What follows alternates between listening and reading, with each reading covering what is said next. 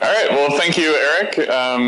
Good to see you again. And it's a pleasure to be here to tell you guys about some of the work that we've been doing in my new group for the past couple years, focusing on drug metabolism by gut microbes. So I don't need to belabor this point in this audience at this point in the conference, but you're all very well aware that there are tremendous numbers as well as a diversity of genes and metabolic activities encoded by this complex microbial community that's found in each of our guts. We know a decent amount at time present in terms of sort of the colonization patterns and temporal dynamics that we've heard a bit about at this meeting. And my lab is really interested in how these complex microbial communities extend our own human metabolism. So how do they allow us to break down and metabolize substrates that are inaccessible by our own human enzymes? And we've focused in the past in things like complex polysaccharides, these plant polysaccharides that are very difficult to be digested in the small intestine. But perhaps more interestingly, there are a variety of different xenobiotic compounds. So these are compounds that are foreign to your own body, such as therapeutic drugs and antibiotics, that can be transformed by our microbial communities. And so really the interesting question that we have is whether or not drug bioavailability, toxicity, and activity is mediated and influenced by our own microbial communities, and whether or not we can understand this at a mechanistic level with the goal of changing what's happening. And so this is a very obviously simple model of the gut. We don't normally think about it as a straight tube, but just because I'm not very good in PowerPoint, this is what I've drawn it as. And the simple idea is that for any given substrate that we're interested in, there's going to be a complex sort of dynamic process of digestion and absorption throughout its sort of transit along the gastrointestinal tract. And for some drugs, as well as things like simple sugars, we're relatively good at assimilating them early on in this gastrointestinal tract. But other compounds remain in the gut for longer periods of time, and they can be exposed to the proliferation of bugs in the large intestine. There's also more complicated things to consider, like enterohepatic circulation, where compounds can be absorbed and then re-released back into the gut. And interestingly, a lot of these microbial byproducts can interact with the host in important ways. And so some of the early studies into this area have demonstrated that colonization definitely plays a role in the host metabolism of xenobiotics. So if you compare germ-free animals and colonized animals, you see that at least the expression or activity of certain genes related to xenobiotic metabolism are altered. There's also a couple recent examples from the literature that are sort of interesting points related to acetaminophen metabolism which is actually an example of a microbial product called P-cresol, which makes it into circulation and then is thought to compete with Tylenol for sulfonation. And this is an interesting study by Jeremy Nicholson's group. There was really an amazing study, I think, by Wallace et al. That was published in Science back in 2010. And this demonstrated sort of for the first time that we might be able to target key bacterial enzymes in the microbiota through the use of an inhibitor that blocks microbial beta-glucuronidases. And this allowed them to prevent some of the toxic side effects of this chemotherapy drug, irinotecan. But what I want to point out is that to date, although we know a vast amount about the biochemical transformation of these compounds and quite a bit about sort of urinary and fecal metabolomics, we know very little about the microbiology that underlies these interactions. And so frequently you'll find examples where we know all the steps in the process of metabolism, but we don't actually know any of the microbes that are responsible, and we have no idea what genes they're using for this. And the other thing that sort of motivates us is that a lot of these drugs span many different important diseases, and so these could potentially allow us to influence things like IBD, heart disease, and maybe even cancer. All right, so I want to start by just presenting a study that's relatively top-down. So this is, I guess, one example of a type of systems approach. And Corinne Maurice is the postdoc in the lab who's really been pushing this forward over the last couple of years. And so what Corinne has been doing with part of her time is what we refer to as fecal torture experiments. And the idea is that we collect fresh fecal samples from different individuals. we bring them into an anaerobic chamber, and then we incubate them under different conditions. And so this might be a control condition, like exposure to sort of the vehicle that these compounds are found in, or a wide range of therapeutic drugs and antibiotics. And then what we look for in terms of the response, I won't have time to go into sort of the details of this methodology, but one of the things you can do is sort of look at the relative abundance of damaged versus active cells in these communities using a staining coupled to flow cytometry.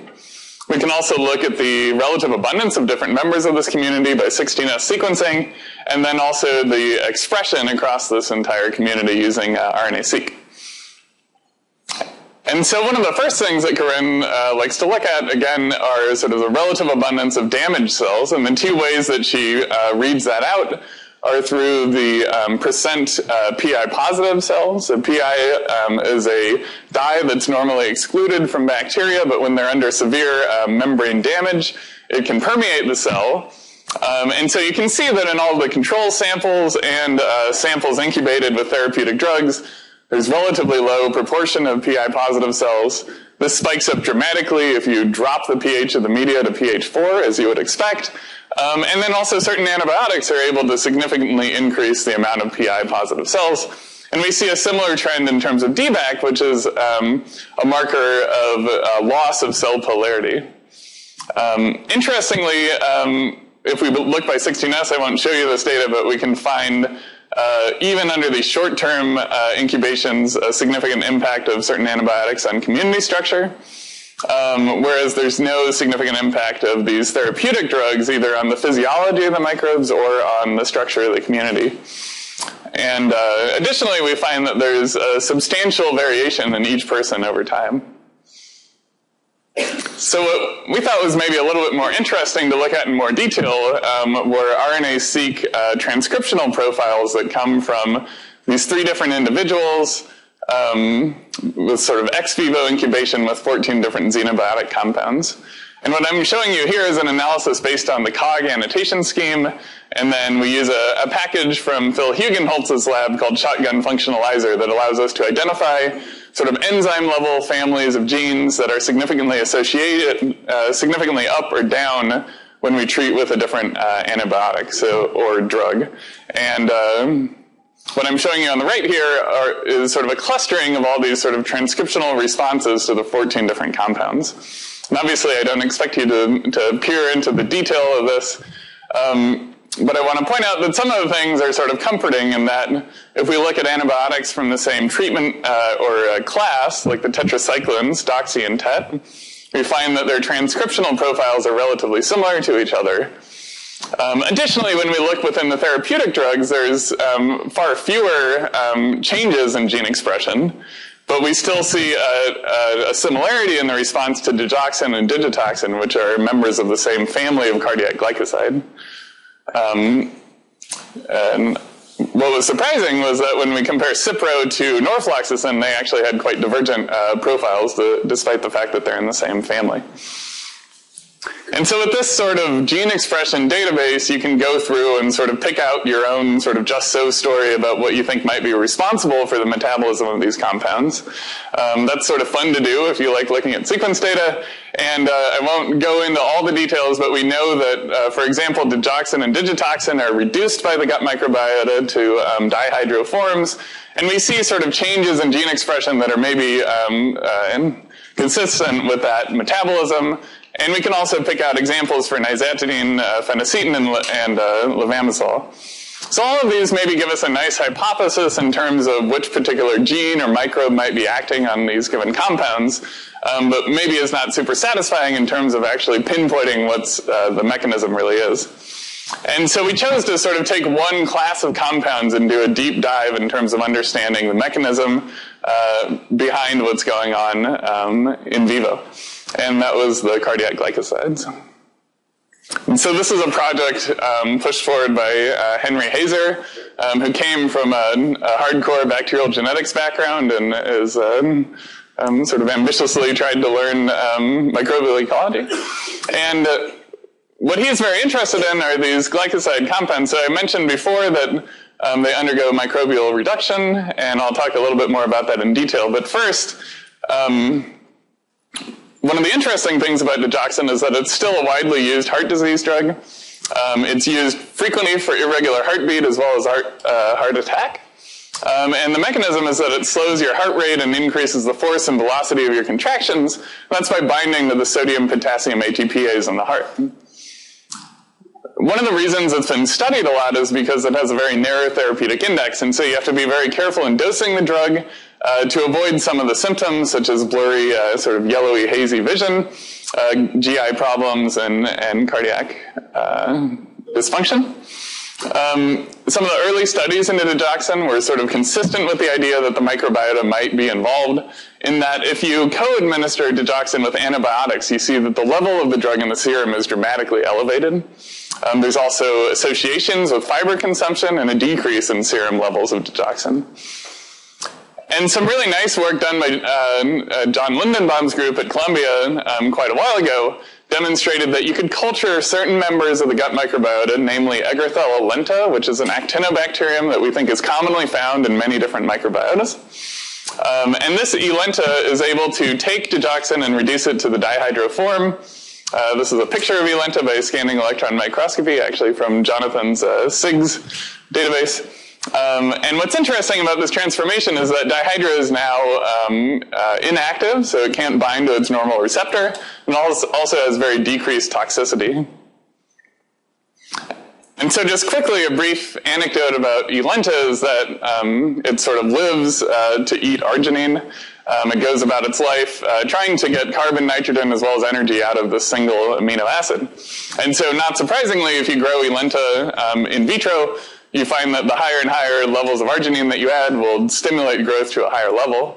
But surprisingly, if you look at the reduction of digoxin to dihydrodigoxin, it occurs most efficiently at very low levels of arginine, and that decreases as you go to higher and higher levels.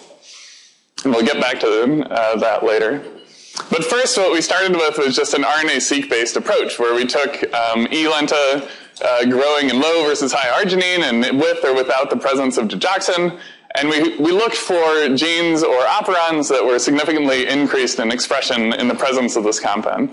And what we found was an operon that encodes two bacterial cytochromes, one that's annotated as a fumarate reductase and a cytochrome C. And as you can see that in the without digoxin, shown on the top, we're looking at RNA-seq transcriptional profiles where the sort of height of these hills is reflective of the number of transcripts we're looking at. And we see that without digoxin, there's essentially no expression of this operon, and then that comes on incredibly strong in the presence of the drug. And you can confirm that by quantitative PCR and see that there's about 100 to 1,000-fold induction of these genes in response to this drug.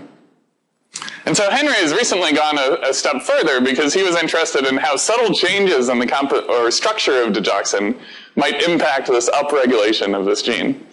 And so he did a quantitative PCR assay where he's comparing induction by the control, which didn't happen at all. Again, if we add digoxin, we see a significant upregulation of this gene. And then he's comparing three different forms of the compound. One where we're going to reduce the lactone ring. So this is the downstream product of E. lenta. And when we add that, we see that we no longer have the ability to induce the expression of these cytochromes. Interestingly, when he compared two different flavors of glycoside, digitoxin, which has lost this oxygen in the lactone ring part of the molecule, and digoxygenin, which no longer has the three sugar rings, we still see significant and high upregulation of this gene. And so one of the challenges we have in the gut microbiota, just in general, is that there's many, many interesting organisms, but we only have genetics for a handful. And so unfortunately, at time present, we can't actually go into the genome of E. lenta and knock out our gene of interest. And so we did the next best thing, which was to take a comparative genomic approach across naturally occurring isolates.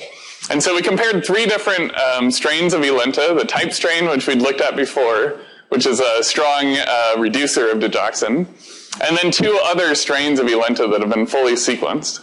And we found that these strains had lost the ability, or, well, we don't know they lost, but they didn't have the ability to reduce the compound. And interestingly, if you compare their three genomes, you find that the non-reducing strains have lost this operon, in addition to other operands that are potentially interesting, such as ones for the import of sugar and small metabolites. And so that gave us some sort of hope that we might actually be getting close to the genes actually responsible for this metabolism. Henry took that a step further, and sort of the justification for this experiment was that when it was originally discovered that E-lenta could reduce digoxin, sort of the simplest assay you could think about for humans would be to culture bacteria from the gut and try to see if the presence or absence of E-lenta would allow you to predict the efficiency of reduction of digoxin. And it turned out that was not the case, for reasons we'll get into in a couple slides. But now that we have what we think might be the causal gene for reduction, we wanted to test whether or not we could assay different human samples and predict whether or not they could reduce digoxin. And so Henry did an experiment looking at 7 unrelated individuals. He measured the abundance of the cytochrome gene relative to the abundance of the E-lenta species by 16S quantitative PCR. He then incubates these samples under anaerobic condition during the presence of digoxin for 5 days, and then uses an LC-MS assay to quantitate the amount of digoxin and dihydrodigoxin. And so this is sort of what the reduction looks like when you just add E-lenta alone. There's about 20% of the input reduced. When we look at 3 samples that have a very low abundance or possibly no detectable cytochrome genes found in them, there's very little reduction that occurs. And when we look at 4 samples that have very high levels of the cytochrome gene, we see that they actually run all the way to completion. So we think potentially we might be able to now go into clinical samples and try to see whether or not we can predict the efficacy of reduction just based on the single gene. One of the interesting things that Henry found as well was that the context seemed to matter in terms of the efficiency of reduction. And so here we're looking at an experiment where we're taking 2 different individuals, individual B and C. If we just incubate a sample from that individual in the presence of digoxin alone, we can see that C, for example, does not reduce very much of the compound. And when we add E-lenta, that doesn't really change at all. But when we do the same experiment using samples from B, we see that the sample alone is not able to reduce the compound, but when we add E-lenta, it actually runs all the way to completion. And so that suggests to us that maybe the microbial community context is important for whether or not E-lenta is sort of on or off in terms of reduction. And so next, Henry wanted to ask whether or not we could test whether or not specific environmental factors, namely diet, influence digoxin metabolism in vivo. And I'll turn now to a system that we've used quite a bit in the past and we think is a powerful way to ask these sorts of controlled hypothesis-driven questions, and that's a gnotobiotic isolator. So this is a technology that was pioneered in the 50s and allows us to raise mice under germ-free conditions without any exposure to microbes. We can then introduce one or a whole community of different organisms and see what effect that has on the host or on key metabolic pathways. And before I show you the results from this experiment, I want to just emphasize what we know so far. One is that we know that if you looked in the clinic, that individuals vary tremendously in terms of their efficacy of digoxin reduction. We know from other studies in humans that the gut microbiota is highly variable between individuals and that there are influences of diet. And then thirdly, that Agarthalenta really only efficiently reduces digoxin at low levels of arginine or in specific types of communities. And so we wanted to design an experiment to test whether or not we could drive the efficacy of reduction by changing host diet. And so, interestingly, still the basic question of whether or not colonizing mice with E-lenta modifies digoxin pharmacokinetics at all had not been tested prior to this experiment. So that's new in and of itself. But then also we want to see whether or not dietary protein can actually change reduction, potentially by changing the amount of available arginine in the gut. Okay, so the experiment is to take germ-free animals. We dose them the first time when they're germ-free. Then we colonize all the animals with Agarthalenta. We wait another week and dose them a second time while they're maintained on their standard low-fat chow diet. And then we switch half of the mice to a 0% protein diet, which they're not very happy with, and then a 20% protein diet. And then we do a third digoxin dosage at the end. And so what I'm going to show you here are results from an ELISA-based assay, which allows us to sort of sensitively monitor the amount of digoxin in fecal samples taken from these mice over time. And I'm showing you sort of the accumulated amount of digoxin over 16 hours after the dosage. And in the first group, we have germ-free animals that come in at around 6.3 nanograms of digoxin. Even just after colonization of these animals on their baseline diet, we see that the amount of digoxin remaining in fecal samples is reduced. When we now look at the two different protein diets, we see that on a 0% protein diet, it's quite similar to on the original low-fat diet. But when we switch the other mice to a 20% protein diet, they actually go back to how they looked when they were germ-free. Interestingly, if we look at serum and urine levels of digoxin, we also see there's a significant reduction on a 0% protein diet in the amount of detectable digoxin. And so these, we think, are consistent with the idea that these altered protein diets might be regulating reduction through the amount of available arginine to Eulenta. And so just to wrap up, I want to point out that obviously we're at very early stages, but the idea is that you might be able to apply these sorts of approaches to many different compounds and many different microbes through a complementary application of culture-based and culture-independent approaches. So on the left, I told you about our study of Agarthala lenta, where in this case, if you have a culturable member of the gut microbiota that is able to metabolize a compound in isolation, you can do very detailed studies in vitro, and then translate that into gnotobiotic mouse models to study things in the body. On the other hand, we're a little bit more challenged when we have sort of microbes that we're not able to maintain in the lab. And so you can think about more traditional microbiome-based analyses where you maybe compare the microbiome before, during, and after treatment. We're also working on sort of functional metagenomic approaches that allow us to pull out genes that have a specific activity without the need for culturing. These types of ex vivo incubation experiments I told you about. Another question we have in the lab is just sort of what the baseline ecology of these different genes are. So once we identify something like the cytochrome gene, how do we go back into the community and identify which species harbor it? And that's something we've been working on, but I don't have time to share with you today. And the end goal of all this, obviously, is to try to translate these studies into either mouse models or humans and try to change how we're doing these treatments. And so I just want to end by thanking the Center for Systems Biology. It's really an amazing place to work. Where I'm exposed to mathematicians and physicists on a daily basis, which is a lot of fun. This is the group, Henry Hazer and Corinne Maurice, who are the really talented postdocs whose work I presented today.